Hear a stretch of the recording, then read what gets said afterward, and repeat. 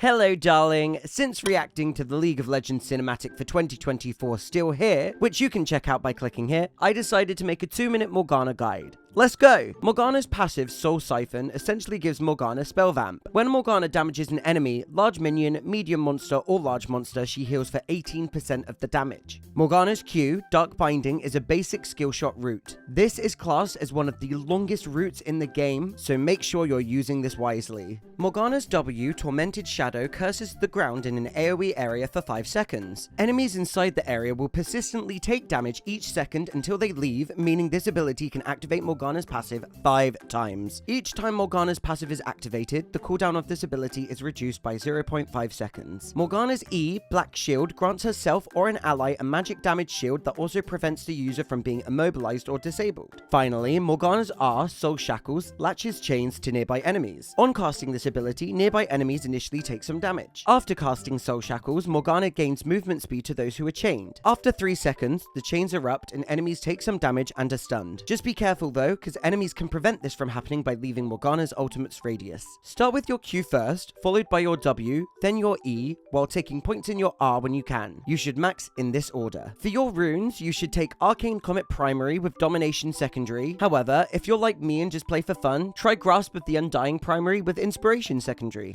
Tough matchups for Morgana will be Ashe, Yuumi, Zyra, and Soraka, whereas easier matchups will be Brand, Swain, Alistar, and Lulu. The items on the left side of the screen are what I'd recommend for a standard Morgana, whereas the items on the right side of the screen are what I'd recommend for a fun, tanky Morgana. Here are some examples on how to play Morgana. You can use her insane crowd control at level 1 to invade the enemy jungle to pick up easy kills at the start of the game. You can use her ultimate to zone in enemies so your ADC can pick up a free kill. You can use her E to pick up free assists if the enemy is too low to damage and you don't want to steal the kill. And you can also take aggro with your ultimate so the team can clean up the kills. I really like Morgana because she has insane amounts of crowd control and is generally a counter to those champions that also have insane amounts of crowd control. She also looked really cool in the recent cinematic. I hope you enjoyed this 2-minute guide for Morgana the Fallen Angel, and please remember to read the patch notes because your main may no longer be the main character in this story.